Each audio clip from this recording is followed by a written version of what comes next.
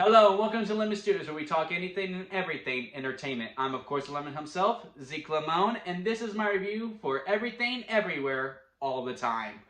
I originally wasn't going to do this video because I don't think it's going to really do that many views.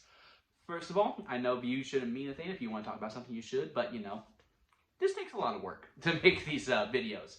And then I was also on vacation when the week it came out, so I really only had time to do one movie, and I chose Sonic 2 because, again, I thought that was going to be the one with the most eyes on it, and I got to do that review with my sister, and that was really special to me. So originally, I wasn't going to do a review on this. I was just going to go see it, and I was actually going to wait till tomorrow, but I love A24, and it's got good reception, so I wanted to go check it out. And I liked it so much that I'm doing a video. So yeah, spoiler alert, I really liked the movie. I really liked it.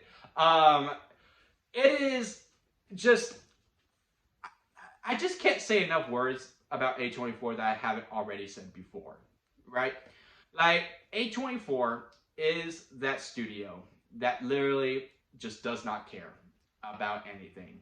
There's like, whatever you want to do, you do it. If it fits your story, like in Hereditary, if you want a cult that's butt naked, you go for it, man. Midsommar, you want people to do a lot of drugs, and then you want to have a weird orgy and, force the guy to do the thing with the lady, you go ahead. That is, by all means, good to go.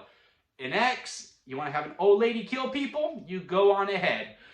So on and so forth. I really enjoy the horror movies. I really enjoy the horror movies, all of them for the most part. The Witch, Lighthouse, X, Midsommar, and Hereditary. It's their dramas that I'm really not the hugest fan of. I appreciate them, but I'm just not as big a fan of them as I am the horror. So going into Everything Everywhere All the Time, being a non-horror movie, I was like, okay, I'm just going to be reserved. I'm just going to be ready. I'm sure I'm going to appreciate it, but I don't know if I'm necessarily going to like it. And I mean, I had a ball. This movie's just so freaking bonkers. With some of the things they do, I was just like, man, I really hope people go and see this movie and give it a lot of credit. I know Sonic won the weekend, and Ambulance is number 2, and I'm seeing that tomorrow. But man, this movie is just so much fun. This is definitely not a movie for everyone. Definitely not a movie for everyone because it's just so far out there. If you are willing to go with that, but like if you can look past that, where it just goes completely bonkers, and you just go along with this story and this ride, what I really appreciate about this movie is how every single character that you meet basically arcs. There are a couple of red shirts. There are a couple of red shirts. And by red shirts, I mean people who are just there to serve the story. They don't really have anything to deal with. Like there's one security guard. He doesn't really have much of an arc.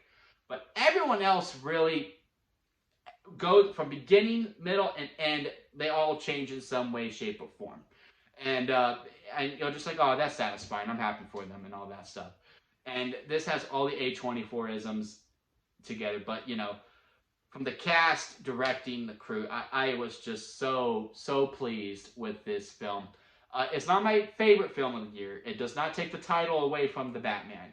The Batman's still number 1. This is the second, though. This is a very good runner-up. If we had a mid-card title like a U.S. or Intercontinental, this would definitely be that champion. I think it ran a little too long. I think it didn't know when to leave. I didn't mind it. I certainly didn't mind it. Like, the way they kept going with it and how they do end it was nice. It was nice. But I saw like 2 other opportunities where I feel like we already established everything. Let's wrap it up. Let's go home. Let's head home. And it didn't necessarily do that for me. Where I was just like, all right, we still going? Okay, cool. and then it ended. And this does a nice little trick with the credits. I'm not gonna say anything. It does a nice thing with the ending credits, where it keeps people around. I'll just put it that way. Yeah, man. Like, the story is so good. The action is freaking out of this world. But they are so creative with the things they do, from a fanny pack to a dog to a raccoon to everything, and how the multiverses go around and there's science behind it is so good. Man, I'm telling you what, this sets a high standard for Doctor Strange in the Multiverse of Madness. It's not going to accept it. I know what happens in that movie, but it's not going. Doctor Strange is not going to top this, unless you're just a pure comic book person. Then maybe it will. But as a pure film and movie, Doctor Strange ain't gonna match this. It's just gonna. I was just like, Jesus Christ, this movie was just so much fun, so out of this world. It was everything. And it was everywhere, and it was all the time. I really loved it, this movie. Even though I think this movie isn't for everyone, I think this is a movie that everyone should check out. Whether it's in the theater or whether it's at home. Definitely a movie to see. So on the lemon scale, it goes like this. If I didn't like it, sour lemon. If I didn't like it, but there was some good expired store-bought lemonade. If we liked it, but hey, there was a lot of problems, store-bought lemonade. If it was good, it was a movie, lemonade.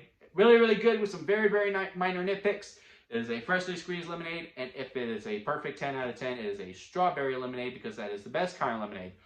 Everything ever all the time is a freshly squeezed lemonade. Again, it just goes on for a little long to me. Well, I feel like they could have cut 10 minutes. Not even that, maybe 5. 10 or 5 minutes shorter, this movie probably hits the strawberry lemonade. And also, it took a while for me to like the main protagonist, which was the whole end game. At the end of the day, I totally get where she was coming from.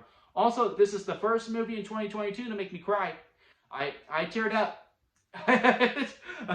In this crazy movie, this crazy bonkers movie, I teared up and cried. And also, that is another critique that I have with it. Because, they mixed this bonkerness with the deep heart of the movie.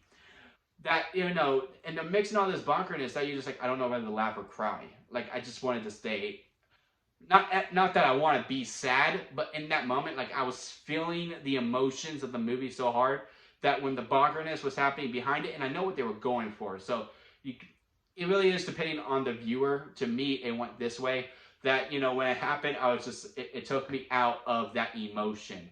Well, I could have been probably bawling by the end of this movie. I was just teary. You know what I mean? Like, I was just teary at the end as opposed to like, oh my God, that was beautiful.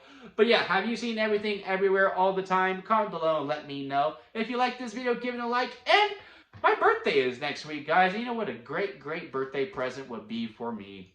Is for you to hit that subscribe button, be considerate, and help me grow into my YouTube career. And that'll be it for me, guys. And I'll see you here next time at Lemon Studios.